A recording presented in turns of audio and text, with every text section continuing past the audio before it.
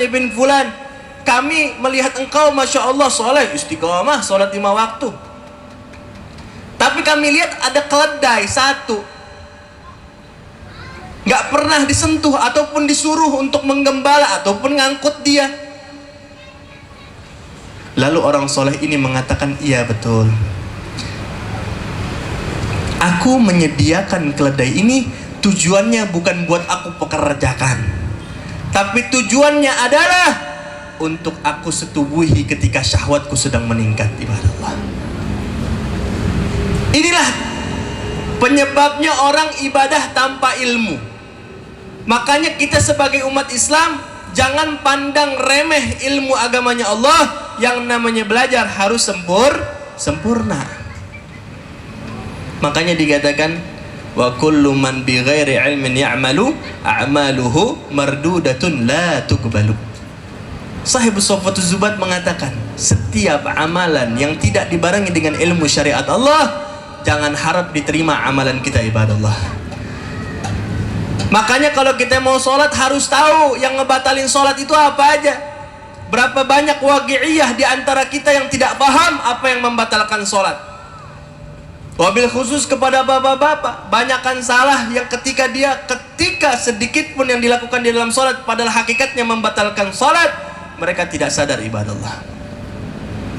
Ataupun ibu-ibu, berapa banyak di sini yang paling paham tentang ilmu haid?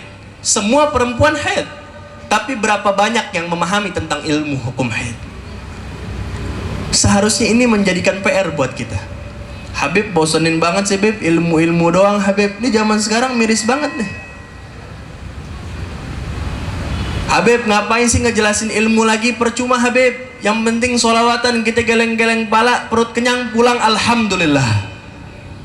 Kalau nggak dapat makanan gampang Habib, kita omongin main belakang aja, panitia nih hari kagak ada makanan, tahun depan nggak usah hadir lagi. Tapi yang harus kita bawa bukan perut kenyang, tapi hati yang bercahaya dengan cahaya Nabi Muhammad. Ini yang menjadikan kita harus introspeksi diri dari hari ke hari. Sudah berapa kitab yang kita baca? Sudah berapa ilmu syariat yang sudah kita paham? Sehingga kita bisa mengajarkan kepada anak-anak kita. Nih kita lihat nih anak-anak bocah nih sekarang. Kita lihat nih bocah-bocah muka-muka polos, muka-muka yang masih jauh dari dosanya Allah Subhanahu wa ta'ala. Mereka bakal jadi masa depan kita. Mereka yang bakal meneruskan perjuangan kita. Lihat Bu, anak kita Bu yang masih polos dan lugu Bu. Kita lihat Pak, anak-anak kita yang perempuan yang masih cantik jelita. Mau bagaimana masa depan mereka?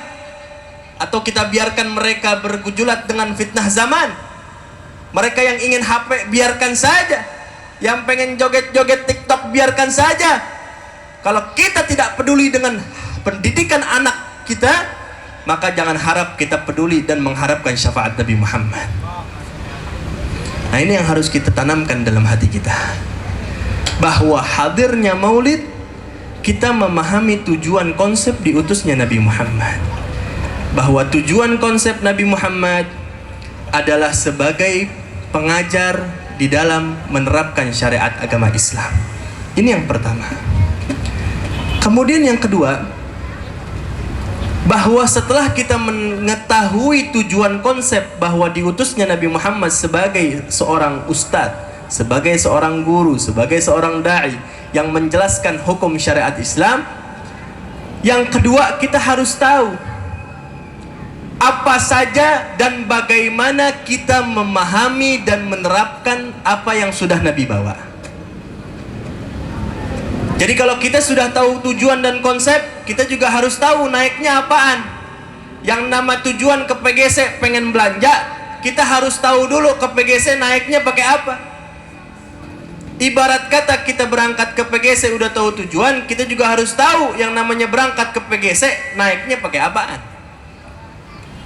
Nah, ketika kita tahu tujuan konsep Nabi Muhammad, yang kedua kita harus tahu bagaimana menerapkan apa yang sudah Nabi bawa. Jadi saya tidak heran berapa banyak, wabil khusus saya punya guru Al-Habib Salim bin Abdullah Asy-Syatiri.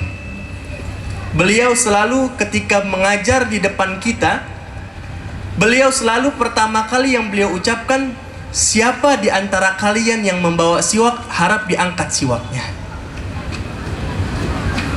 Setiap pengajian, setiap yang namanya kita ngaji sama guru kita Al-Habib Salim Sayyidul Walid Habib Salim bin Abdullah Syatiri, beliau selalu bilang siapa yang megang siwak.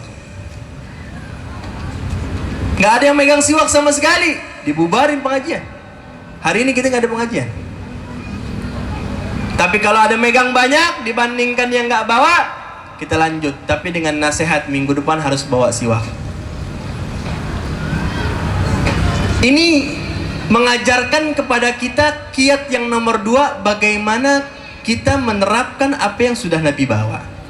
Secara tidak langsung, saya punya guru mengajarkan kepada saya bahwa setelah kita mengetahui hukum, paling enggak kita mengamalkannya. Pada hari ini kita udah banyak banget itu apa yang Nabi bawa. Dari siwak, dari sunnah Nabi, memahami ilmu syariat Allah, tentang hukum-hukum Islam. Paling enggak ada satu yang harus kita bawa pulang, kita terapkan dalam kehidupan kita, ibadallah. Kalau kita mau bicara penceramah yang istimewa, followersnya banyak, ketawa ketiwi, nggak masalah. Kalau kita pengen nggak ngebosenin di dalam atas mimbar, pelawak-pelawak kita undang yang dari artis-artis lebih enak, ibadallah. Tapi kalau kita berbicara tentang syariat Allah, jangan coba-coba kita meremehkan sama sekali. Dunia sebentar. Saya kalau berbicara seperti ini, dunia cuma sebentar, Pak. Dunia sebentar, Bu. Masalah yang kita hadapin pada hari ini itu nggak separah masalah yang kita hadapin depan Nabi Muhammad. Berapa banyak di antara kita yang sudah meneteskan air mata Nabi Muhammad? Berapa banyak di antara kita yang banyak dosa sampai malu di depan Nabi Muhammad? Tapi Nabi Muhammad nggak ada yang namanya benci, nggak ada yang namanya risau, nggak ada yang namanya tidak peduli dengan umatnya. Siapapun di antara kita yang hadir pada hari ini banyak dosa, sudah pasti nanti Nabi yang memberikan syafaat tanpa terkecuali. Jadi siapapun yang hadir pada hari ini. Nah, ini kiat yang pertama, mengetahui tujuan daripada konsep diutusnya Nabi Muhammad. Yang kedua, bagaimana kiat-kiatnya kita menerapkan apa yang dibawa oleh Nabi Muhammad. Yang ketiga dan yang terakhir, bahwa setelah kita tahu tujuan konsep Nabi Muhammad, kemudian kita tahu caranya menerapkan apa yang dibawa oleh Nabi Muhammad, yang ketiga adalah bagaimana kita membuat gembira Nabi Muhammad. Jadi kita pengen menggembirakan Nabi karena berapa banyak di antara kita menjalankan syariat yang dibawa Nabi, tapi masih ada sesuatu yang dibenci oleh Nabi. Karena berapa banyak di antara kita sholat 5 waktu, membaca Al-Quran, zikir, menjaga dirinya dari maksiat, tapi Nabi masih belum suka dengan dirinya. Kenapa? Karena ada satu perbuatan yang dia lakukan, satu perbuatan yang sangat besar, satu perbuatan yang sangat luar biasa, bisa menghilangkan amalan kita. Apa? Itu adalah amalan nafsiyah. Apa itu nafsiyah? Pengakuan. Pengen diakui, pengen kita dianggap, pengen kita dimuliakan, pengen kita diangkat, pengen kita dipuji, pengen kita terkenal, pengen kita dimuliakan. Inilah sifat yang bisa menghilangkan semuanya, ibadallah. Makanya pernah dikisahkan oleh Al-Imam Abi Zakaria Al-Ansari, beliau bertemu dengan satu ulama yang saleh tapi khumul, ibadallah. Makanya berapa banyak orang yang terkenal, masyhur indan nas, manusia mengenal dirinya, tapi di sisi Allah nggak ada harganya, ibadallah. Tapi ada orang yang nggak terkenal, tapi di sisi Allah hatinya sangat luar biasa, ibadallah. Nah, Imam Abi Zakaria Al-Ansari melihat orang soleh ini, orang alim ini yang tidak terkenal, dan mengatakan, wahai imam, wahai orang soleh, engkau ini setiap hari bertemu dengan Nabi Khidir. Ya betul, saya setiap hari bertemu dengan Nabi Khidir alaihissalam. Akhirnya Imam Abi Zakaria Al-Ansari meminta bantuan dari orang soleh ini. Dia katakan, kalau engkau bertemu Nabi Khidir, katakan kepada Nabi Khidir, apa komentarnya tentang diriku? Apa nasihatnya tentang diriku? Akhirnya ini orang saleh tidak lama bertemu dengan Nabi Khidir alaihissalam. Ketika bertemu dengan Nabi Khidir, ini orang saleh mengatakan, wahai Nabi Khidir alaihissalam, apa komentarmu tentang Abi Dzakaria al-Ansari? Lalu kata Imam Nabi Khidir alaihissalam, dia katakan, Abi Dzakaria al-Ansari ini makbul indallah, diterima oleh Allah subhanahu wa ta'ala. Amalannya sangat baik, perbuatannya sangat luar biasa. Tapi ada satu yang membuat menjanggal, dan satu kesalahan yang bisa jadi salah besar, ibadallah. Apa satu kesalahannya? Satu kesalahannya adalah nafsiyah, pengakuan, pengen diakui kehebatannya, pengen dikatakan luar biasa, pengen dikatakan hebat, pengen terkenal, pengen syuhra. Zaman sekarang begitu. Kita sekarang ngejar terkenal, kita mengejar dunia, kita mengejar daripada istilah-istilah cinta manusia, tapi kita tidak pernah mengejar cintanya Allah subhanahu wa ta'ala. Kita tidak pernah mengejar cinta Nabi Muhammad. Lalu Imam Abi Dzakaria al-Ansari terheran-heran, apa salah saya? Kesalahan saya di mana? Kok bisa saya dikatakan mempunyai sifat nafsiyah? Saya berusaha menjaga hati saya berusaha menjaga diri saya, tapi kok bisa Nabi Khidir alaihissalam mengatakan saya punya nafsiyah dalam diri saya? Akhirnya tanpa dia sadari, Imam Abi Dzakaria teringat, memang betul saya pernah melakukan satu kesalahan, yaitu menulis kalimat Syekh Abi Dzakaria al-Ansari. Saya sendiri yang menulis kalimat Syekh, bahwa saya mengakui sebagai diri saya sebagai Syekh. Inilah kesalahan kecil tapi menjadi luar biasa, ibadallah. Makanya Masya Allah zaman sekarang mah pengen Ustadz ditulisnya Kiai Haji, Ustadz Fulan, Ibn Fulan, LC, SPD, MPD, MMM, MMM, terus tuh gak berhenti-berhenti. Keluarnya panjang banget. Ditanya panitia panjang banget, iya Ustadznya pengen dicatat semua biar diakuin, ibadallah. Sampai ada lagi profesor, doktor Andes, Fulan, Ibn Fulan, Kiai Haji, Ustadz Fulan, Ibn Fulan. Kita ibarat kata yang namanya nasab saja, para habaib sampai ke Nabi Muhammad nggak mungkin dicatat acara. Makanya kalau ditanya Habib namanya siapa? Habib Abdurrahman aja udah, Abdurrahman bin Syakir al-Attas, selesai. Kalau saya catat nasab saya sepenuh ini, full ini, sampai Nabi Muhammad dicatat. Tapi mengajarkan kepada kita semua yang namanya pengakuan itu bukan namanya dengan kata lisan kita, tapi pengakuan dari manusia, ibadallah. Itu yang harus kita jaga tuh. Jangan sampai kita hadir, kita ngaji, pulang dari pengajian orang yang maksiat kita anggap hina, ibadallah. Orang yang nggak ngaji kita anggap hina, ibadallah. Ini berapa banyak di antara kita yang pulang pengajian ngelihat orang ada nongkrong, nongkrong mulu kagak hadir pengajian. Ngerokok mulu, duduk kagak jelas, nongkrong kagak jelas, main poker, main gaple. Lah gua habis ngaji, gua habis tolawatan, nginget Nabi.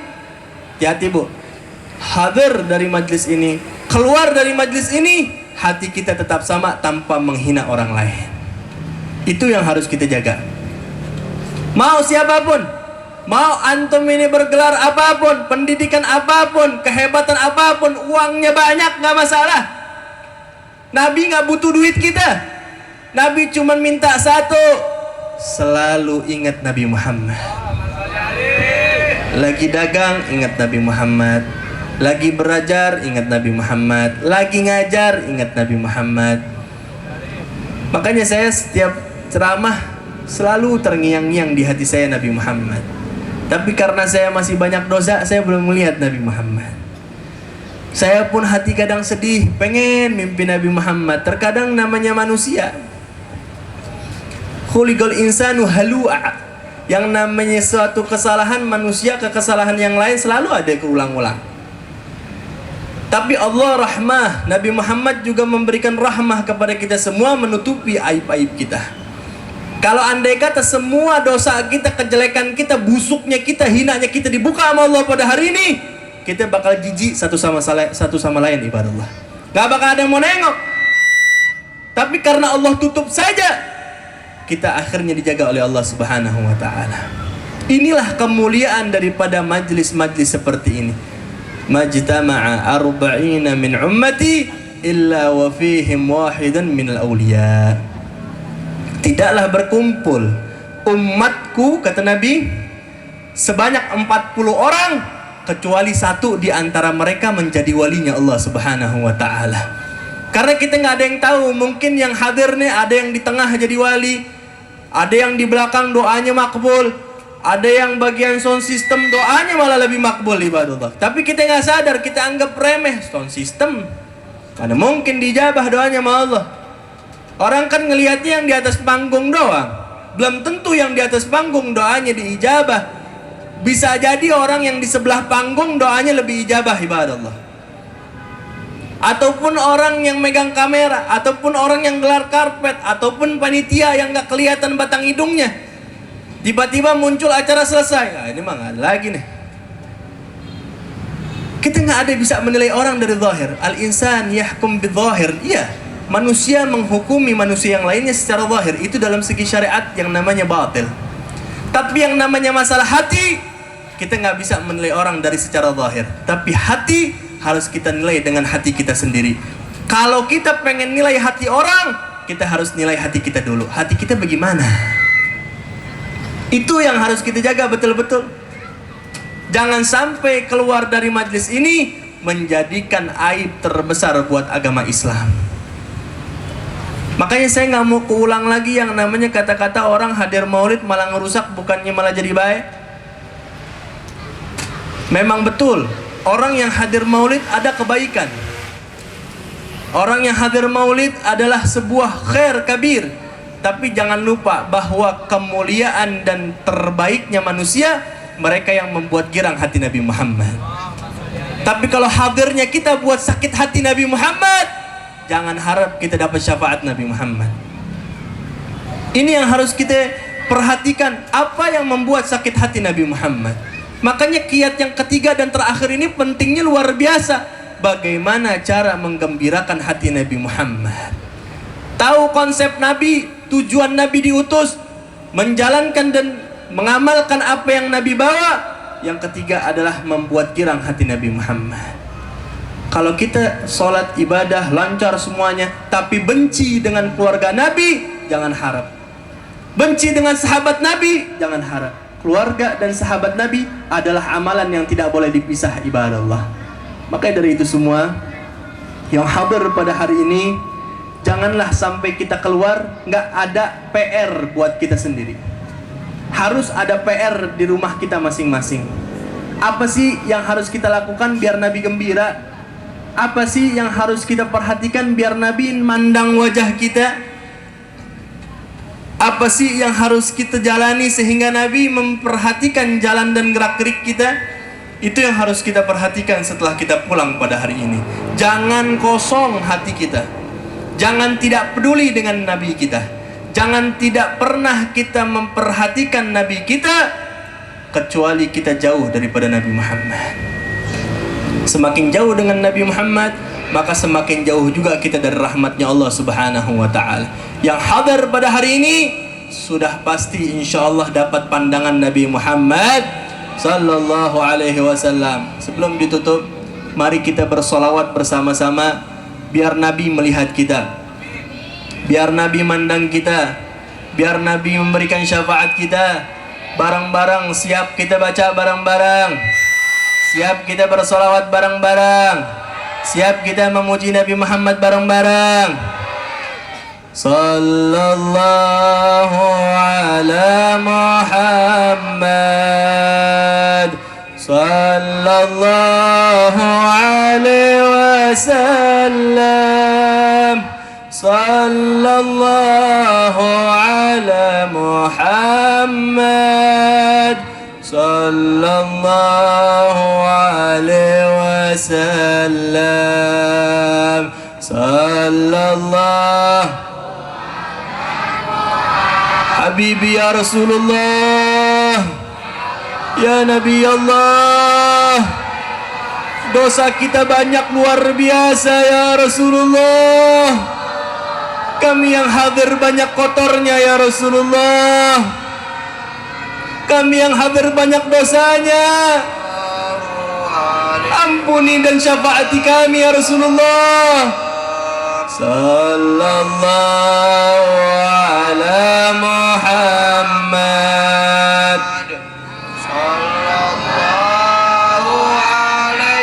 Perhatikan kami ya Rasulullah. Jangan tinggali kami ya Rasulullah. Kami butuh syafaatmu ya Rasulullah. Perhatikan kami ya Rasulullah. Sallallahu ala Muhammad. Sallallahu alaihi wasallam.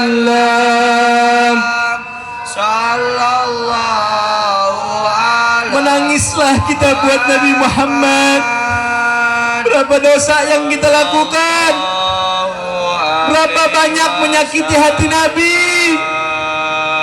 Sallallahu ya Rasulullah, kami tidak kuat jauh dari engkau ya Rasulullah. Hadirnya kami ingin perubahan di dalam hidup kami ya Rasulullah. Buatlah perubahan dan bantu kami ya Rasulullah. Syafaati kami ya Rasulullah.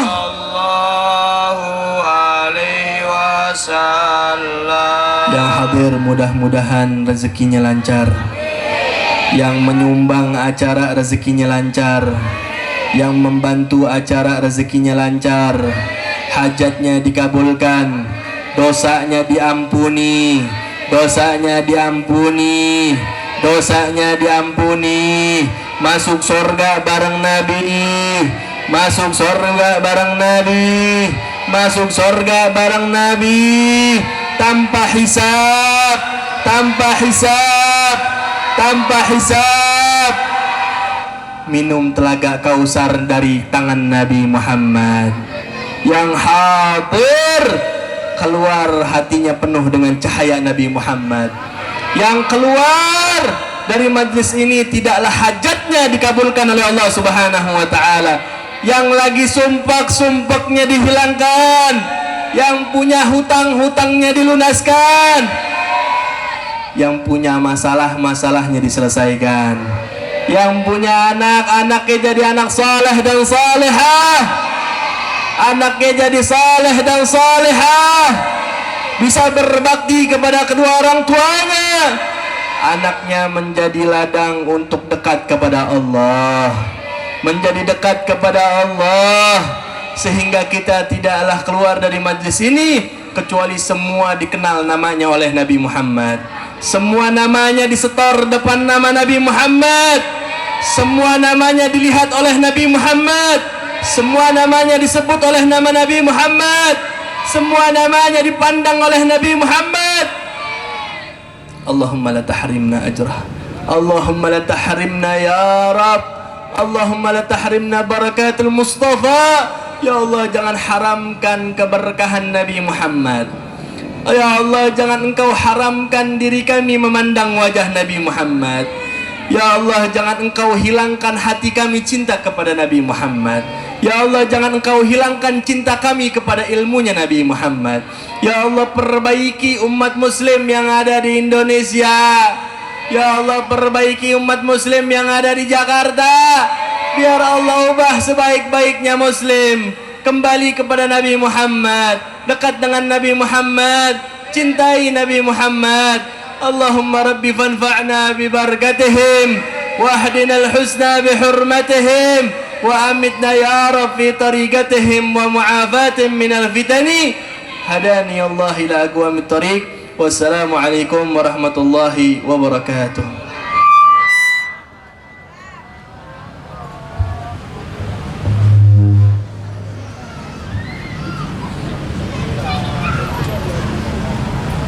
Subhanallah, tabarakallah. Terima kasih kepada guru kita bersama Habib Abdurrahman bin Syakir Al-Attas. Semoga kita yang mendengarkan dan menghayati apa yang tadi apa yang Habib sampaikan, semoga mendapatkan taufik dan hidayah dari Allah Subhanahu wa taala. Amin amin ya rabbal alamin. Lanjut acara selanjutnya, yaitu pembacaan doa oleh guru kita juga bersama, yaitu Ustadz Abdul Qadir Jailani. Kepadanya kami silahkan.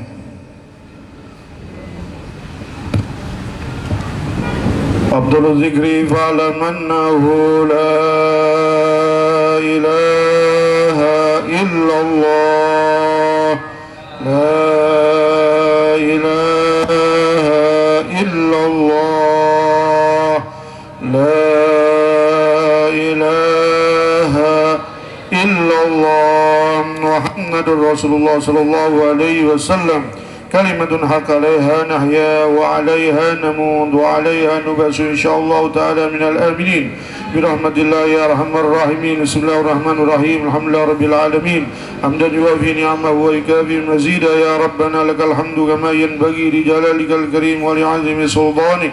اللهم صل على سيدنا محمد بالأولين والآخرين وسلم رضي الله تعالى عن أصحاب سيدنا رسول الله أجمعين. ربنا اغفر لنا ولوالدينا وارحمهم كما ربونا صغارا.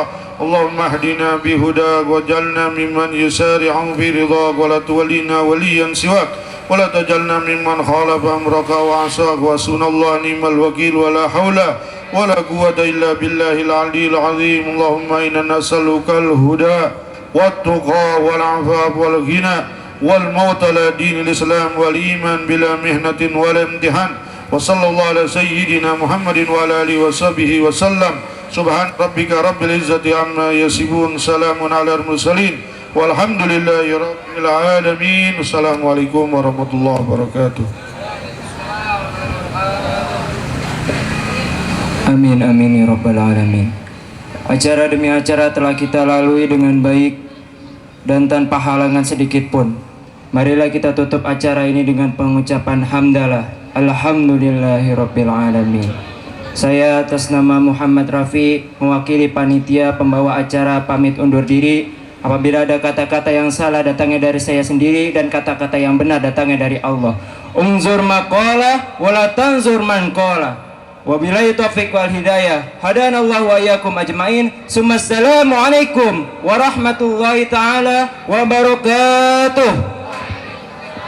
Kami semua putra-putri Indonesia, sopan santun berakhlak mulia, Pancasila ada dalam dada, ajib-ajib gas Indonesia Raya. Kami semua putra-putri Indonesia, sopan santun berakhlak mulia, Pancasila ada dalam dada, jayalah selalu Indonesia Raya. La la la la la la la la la la la la la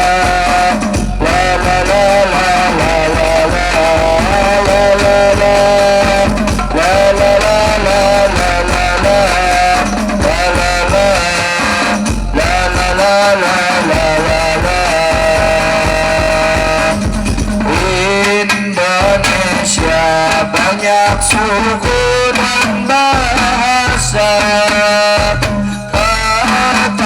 kekayaan yang harus kita jaga.